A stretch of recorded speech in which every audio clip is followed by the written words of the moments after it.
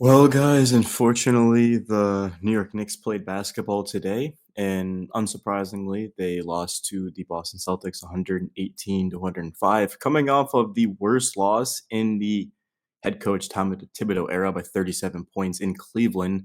Of course, on Friday night, the Knicks responded with another loss. They're now 0-7 against the Cavs, Celtics, and Thunder. Is that correct? They're 1-7 against the top two teams in both conferences, and 37-30 overall. Third in the East, 4 games behind Boston. Don't think we're going to be able to catch Boston in the standings to this point. I think we can all agree on that. But it doesn't really matter because even if the Knicks did, it would give them home court, which would help against the Celtics. But this team's just not constructed or built to be able to compete with them, yet alone to be able to beat them. And the reason why the Knicks traded for Cat and for Bridges was to literally match up with the Celtics, and it just hasn't worked. I think the team last season was better constructed to beat Boston. I think it had less talent, but it fit better. It was elite defensively. Dante DiVincenzo, OG Anunoby, Isaiah Hartenstein, Mitchell Robinson, with those guys around Jalen Brunson and Julius Randle, who both those guys obviously aren't the best of defenders. But Devo was the best. Do I say the best shooter in Knicks history? I think Steve Novak might have something to say about that, but he had probably the best shooting season I've ever seen since I've been watching the Knicks. I mean, of course, I've only been watching them since the Melo era, so I don't know how many good shooters they had before that. But J.R. Smith was a good shooter, but he wasn't on the level of like Devo or Novak. But just DiVincenzo 40 from three. He was taking a lot of attempts, deep threes too. We saw what he did against Indiana in the playoffs. I mean, legitimately started off slow too off the bench and then got inserted into the starting lineup due to injuries and just took off. But yeah, that Knicks team was tough. It was physical. It grinded, and even the Knicks when they had Emmanuel quickly and Obi Toppin, remember those days? RJ Barrett. It just it just felt. I don't know how to describe it. Knicks fan. I mean, obviously, your Knicks fans are listening to this, but you'll know what I mean. There was just something about those teams that was exciting. This team isn't. I mean, the reason why the Knicks is a third seed is because they don't lose to bad teams, right? I get to start the season they did, but of late the Knicks have just been beating bad teams, right? Like look at their schedule: Atlanta, Chicago, Toronto, Brooklyn, Atlanta, Philadelphia, Utah, Washington, San Antonio. Remember back in Christmas, Toronto, like New Orleans. So the Knicks just are they beat bad teams and they've had an easy schedule this season. Their losses are against the best of the best. Again, guys, 0-5 against Boston and Cleveland this year, outscored by a combined 106 points, 1-7 against the top two teams in both conferences. The one win was against Memphis. We blew them out. Ja didn't even show up to that game, basically. So we've been outscored by 63 points against the Celtics this season. Mikal Bridges had 7 points in garbage time, 14 overall. If you just look at the stats, like you're like, oh, he had 14. That's not terrible, but he a couple of threes, like with like a minute, 2 minutes left in this game when it was all but over. He also had 0 rebounds. There's a crazy stat that I want to show you guys about OG and Bridges. Did I write it down in my notes? I don't think I did, but yeah, I did actually. So let's see. So here's the thing. So Mikal Bridges in both games, and so this is like worded poorly, but basically it's 3 combined rebounds from Bridges and OG over the weekend versus Cleveland and Boston. That's not going to get it done. The Knicks just they didn't do a good job of rebounding. Their rotations were weak to say the least. This team just can't match up with Boston because of Porzingis and Luke Cornett, former Nick. There's too much size, and then defensively, the Knicks can't score. Like they had stretches where they were locked in, they couldn't miss, but they got up to such a slow start because of.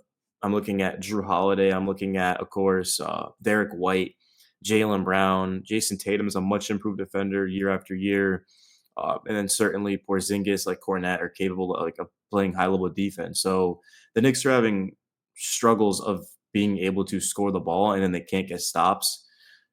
And just Boston would be a nightmare over a 7 game stretch. Like I think right now the Knicks would be lucky to win a game. I think if we met them in the second round, the Knicks would win a game as of right now. Now we haven't seen the Knicks go up against the Celtics with Mitchell Robinson, he makes a huge difference. And for all we know, maybe Mitch is the guy that's going to be able to put the Knicks over the top. I know it might sound kind of far fetched, but we've seen what he's done against Embiid and had over 20 more offensive rebounds than anyone else before he got injured last season. So Mitch can take over a game. But I think the biggest thing here is I don't think one person deserves the blame. I think Tibbs does deserve a lot of blame, but at the same time, he doesn't have depth, right? He just doesn't have a roster even close to Cleveland or Boston. So like, you can't really blame Tibbs. Like okay, yet alone OKC, right? Who's I think is the best team in the league.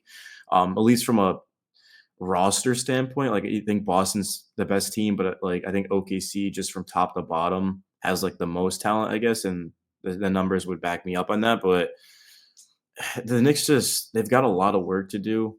Um, I'm interested, I guess, to see what happens over the course of the rest of the season, but it just doesn't look good right now. The Knicks can't be good teams. Jalen Brunson's the best player on this roster. He's 6'2". I mean, the only guys that size to be a number one option on a championship team, you're talking about Stephen Curry and Isaiah Thomas, right? Let me know if I'm missing anyone, but like Allen Iverson got to a finals, but that's going to be tough too. Brunson, if anyone can do it, I feel like it's Brunson. He's a tough guy, but against Boston with their length and size and just the way they switch and attack you and their game plan, Joe Mazzulla is as good as it gets in the NBA right now. The Knicks, they're less talented. They're not as well coached. They don't have as much depth.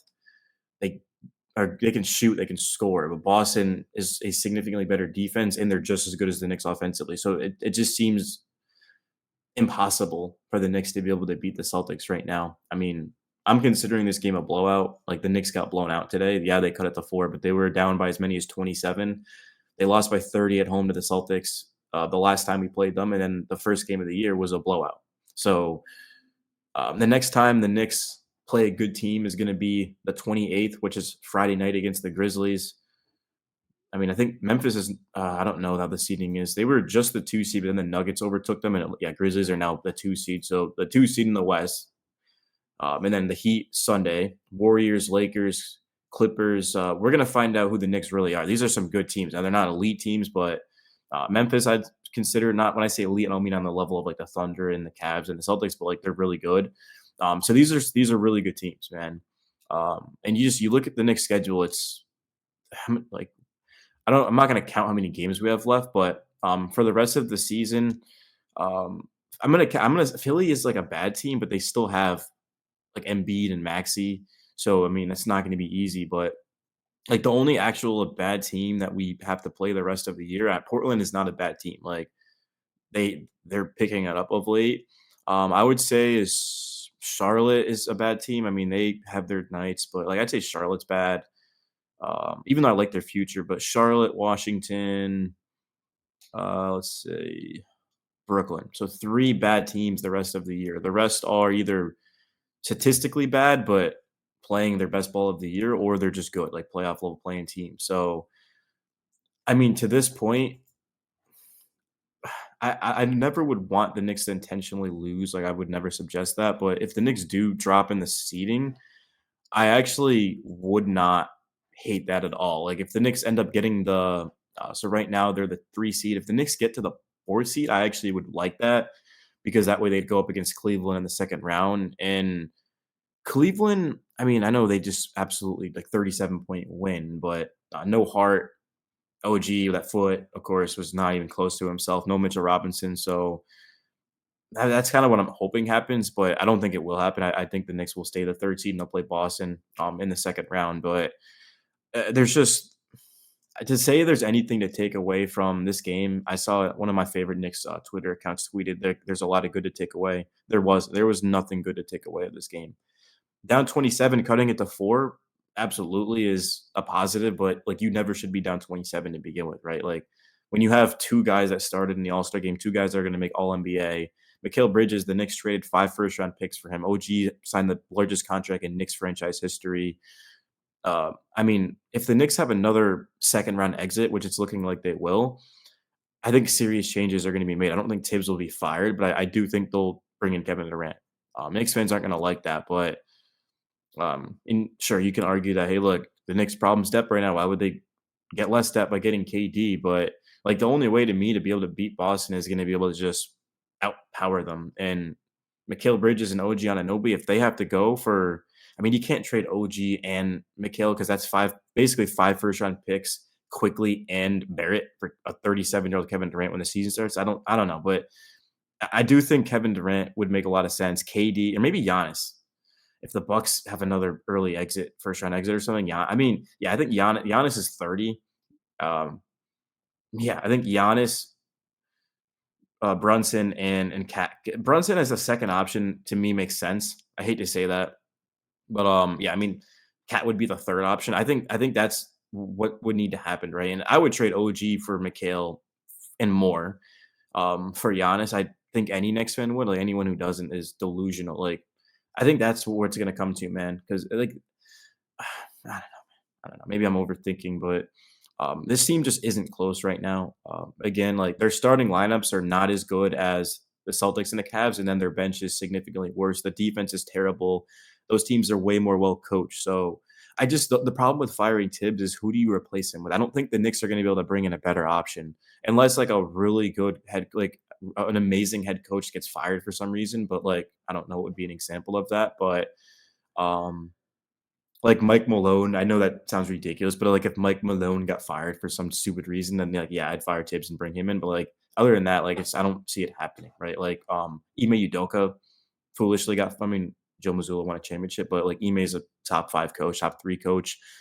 This Rockets brought him in, so, like, if that were to happen, but, like, outside of that, I think the Knicks are stuck with, what they have right now, and I don't there's really no other way around it, man. The way they constructed the team, it's here to stay. But Bridges has not played well this year.